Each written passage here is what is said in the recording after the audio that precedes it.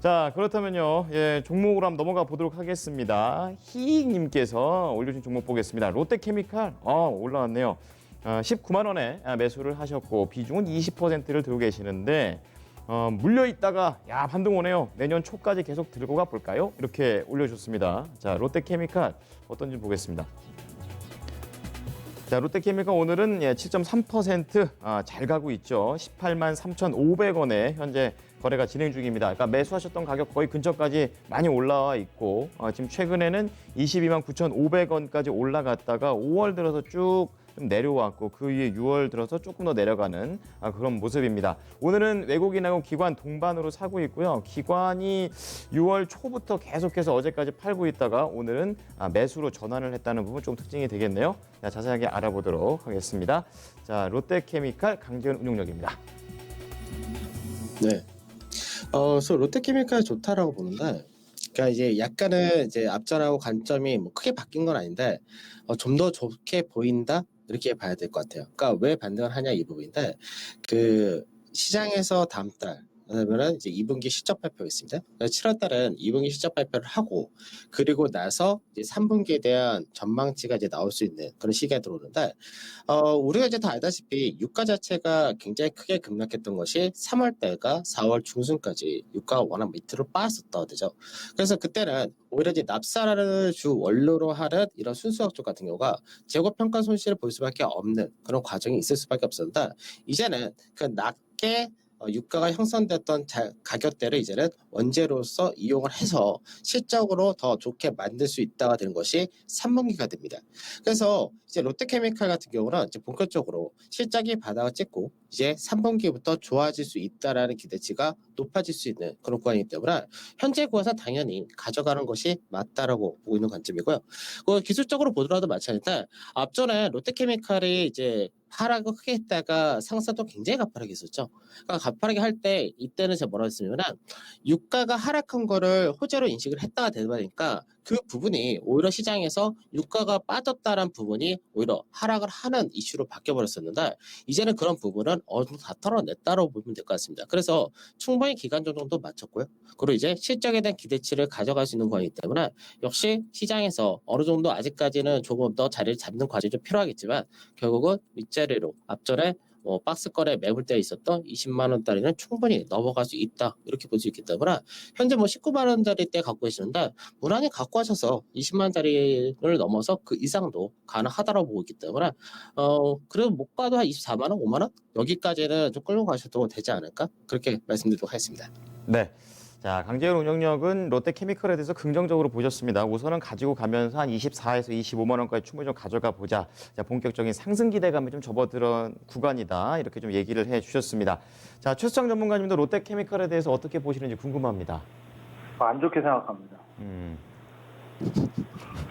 오늘 강훈영님 석소를 살짝 날릴 것 같은데 느낌상. 날리고 네. 있어요. 아 그래요? 네. 안 좋아요. 네, 죄송합니다. 아니 자꾸 주식시장에서 안 좋다고 하면은 욕먹을 짓만 하고 있는데 그 롯데케미칼이 오늘 이제 반등이 나오는 것은 좀 생뚱맞다고 봐요. 소위 말하면 시장이 상승할 때 주도할 때 편승해서 가야 되는데 시장이 좋을 때는 못 가고 삐리삐리할 때 혼자 가는 거 지금. 근데 그것도 잘 가는 게 아니죠. 겨우 턱걸이해지는 거예요. 롯데케미칼이 왜 오늘 잘 갈까? 제가 봤을 때는 최근에 화학주 섹터의 스프레드 마진을 보면 ABS 소재 수지 쪽은 LG화학이 세계 1위예요. 생산이 96만 톤? 네, 제가 알기로는. 그 다음이 세계 1위입니다. 우리나라 롯데케미칼이 60 몇만 톤 정도 되는 걸로 알고 있는데 그 ABS 수지 상승 그래서 LG화학이 2차전지가 더부터 잘 갔고 에틸렌이라든가 부타디엔 같은 경우는 바닥입니다. 바닥 깁니다. 아주 그냥. 아주 살아나는 기미도 아직 안 보입니다. 그러니까 역으로 보면 이거 이제 바닥스럽지 않아? 이 바닥 심리에 대한 어떤 반전, 반등? 이게 좀 불어서 나오는 거라고 보는데 그게 상승 모멘텀으로 더 강하게 작용을 하려고 한다면 주가를 따라서도 그쪽 업황 사이클에서도 스프레드 마진이 좋아지는데 업황 자체가 당장에 좋아질 상황이 아니거든요. 그렇다면은 바닥 심리지 상승을 이끌 수 있는 모멘텀은 스프레드 마진 효과가 아직 미비하니까, 움직임이 미비하니까 더 될 것이다. 그러니까 시간이 걸릴 것이라는 게 제 전망이에요. 그리고 기술적으로 본다면 이겁니다. 3월 19일 안 올라온 주식이 어디 있습니까? 다 올라왔지. 그리고 이때 고점은 지금 거의 다 한 번쯤 넘어갔거든요. 얘는 빠졌다가 여기서도 넘어가야 되는데 넘어가서 눌리는 것도 아니고, 아까 셀트리온 보셨잖아요. 한참 올라가서 눌리고요. 인스토프트. 얘는 고점 못 넘어가고 전저점 깨고 또 직전에 눌렀던 전저점 깨니까 여기서 기술적 반등. 결국 다 지우고 나니까 뭐예요? 거꾸로예요. 6월 달에 좋다가 말아놓고 반등. 6월 달 시작 자리에 다시 제자리 걸어간 거잖아요. 그러니까 이 상태에서 또 로타리. 여기서 끌고 올라갈지 끌고 떨어질지. 떨어지면은 꽃가닥 되는 거니까 더 낮아지잖아요. 저는 이 직전 고점 21만 원을 넘어가거나 하기 전까지는 저가 매수를 함부로 나서는 건 분명히 가격의 메리트 저가라는 건 있으나 저가 매수라고 한데도 꼭 가격 상승한다는 건 아니잖아요. 주가는 상승해야지 수익 보는 거니까. 그래서 상승 모멘텀을 일으키려면 21만 원을 확연히 뛰어넘는 가격이 나올 때까지는 액션을 취하지 않고 관찰만 뚫어져라 해보는 게 어떨까 싶습니다. 네. 오늘 최 소장님은 많이 좀 삐딱하시네요. 21만 원 넘기기 전까지 관망이다. 운영자님께서 하실 말씀이 있으신가요? 네, 해야죠. 네. 요즘 이제 이번 주 제가 지난주부터구나. 지난주부터 이제 관망합시다. 이제 만기일 전후로 해서 이제 저는 다 마무리했습니다. 이런 얘기들 자주 해드렸는데, 근데 이제 제가 요 근래에 들어서 처음에는 뭐 이제 변곡이다부터 해가지고 다 설명해드렸었고, 그러고 나서 지금 왜 더 싫어하고 말씀드린 이제 또 근거가 뭐였냐? 시장에서 금융장세에서 이제 실적장세로 넘어가야 되는 그런 시기가 왔기 때문에 이런 시기에서는 그동안의 흐름하고 한 번은 엇갈리는 과정이 필요하다라고 말씀드렸죠. 그래서 이제 그 부분을 설명드리면서 국내 코스피 100종목, 그러니까 상위 100종목 정도에서의 이제 영업이익 전망 이 부분까지도 이제 설명드렸는데, 실제로 간단하게 표를 보면서 설명해드리죠. 그러니까 코스피 같은 경우가 이제 실적이 우리나라뿐만 아니라 전세가 다 동일합니다. 셧다운이라든지 여러 가지 있었기 때문에. 그래서 실제적으로 이제 시장에서 전망 자체를 할 때 영업이익 전망 자체가 지금 2분기가 다 저점이 된다라는 거는 다 동일하게 다 인식을 하고 있는 부분입니다. 즉 3분기 이때부터는 그래도 좀 더 경제가 셧다운보다 더 풀려 있는 상태에서 움직이기 때문에 기업들 이익이 좋아진다 이런 구간이기 때문에 결국 그래서 6월달 그리고 7월 중순까지의 이제 어느 정도 실적 여기에 대한 관계 어느 정도 시장에서 관심이 좀 높아질 수밖에 없는 그런 구간이 되고, 실적 발표를 하고 난 다음부터는 이제 3분기, 하반기 그리고 내년에 대한 전망을 할 수밖에 없는데, 실제로는 지금 3분기부터 국내에서의 실적은 점점점 좋아진다 이렇게 되면서 결국 2018년도에 이까지는 안 된다 하더라도 어느 정도 올라온다 이렇게 전망합니다. 그러면 실제로 시장에서 전망하는 부분에서 어느 쪽이 좋아질 거냐 이 부분이 되는데, 실제로 시장에서 전망을 가장 강하게 하는 쪽이 어느냐? 첫 번째는 반도체가 됩니다. 그러니까 반도체 같은 경우는 실제로 디램가라든지 낸드 가격이라든지 현재 이 부분은 크게 개선이 못 되고 있는 상황이지만 실제로 하반기부터 해도 어느 정도 판매가 좀 더 개선될 거라는 전망이 서서히 반도체를 중심으로 한 실적이 좋아진다 이렇게 보는 게 첫 번째고요. 그 다음에 역시나 기저 효과라든지 여러 가지 효과를 해서 가장 역시 이게 큰 부분을 차지하는 자동차도 좋아진다라고 봅니다. 그 다음에 지금 실제로 화학 같은 경우는 어떻게 하냐? 2분기가 가장 안 좋을 거다. 그리고 3분기부터 역시 원재료가 낮은 비용의 절감 효과 내서 좋아진다라고 보는 거고요.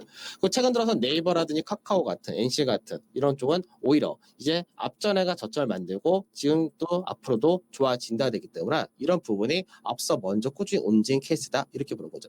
그래서 실제로 롯데케미칼이 실적 자체가 이제 돌아가는 그런 구조라고 보고 있기 때문에 롯데케미칼 같은 경우도 현재 실적 대비해서 주가가 엄청나게 싼 거 맞는 거고, 현재 시장에서 소외되었다. 근데 왜 시장이 빠지고 안 좋을 때 강해지냐? 시장에서의 흐름이 바뀌는 중간에 현재 있다고 보고 있기 때문에 그렇게 시장에서 바뀌는 과정이 있을 때 먼저 3분기도 좋아질 거라 확신이 들고 싸다라는 종목들이 먼저 움직이는 것이 맞다고 봅니다.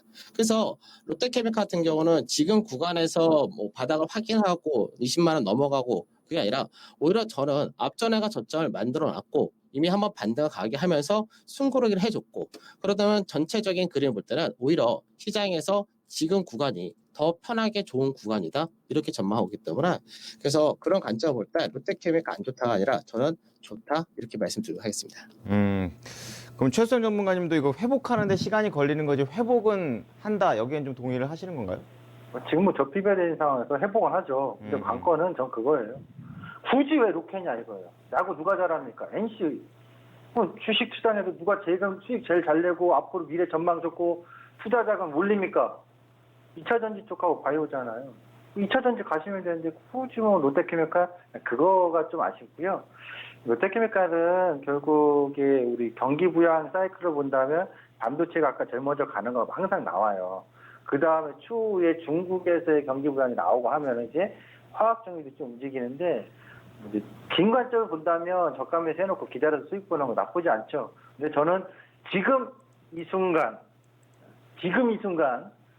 18만 3천 원에서 21만 원을 다이렉트 상승을 이끌어낼 거냐라고 본다면 아직은 쉽지 않다. 오히려 저는 21만 원이 넘어오면 그때 관심 가져도 늦지 않는다. 왜?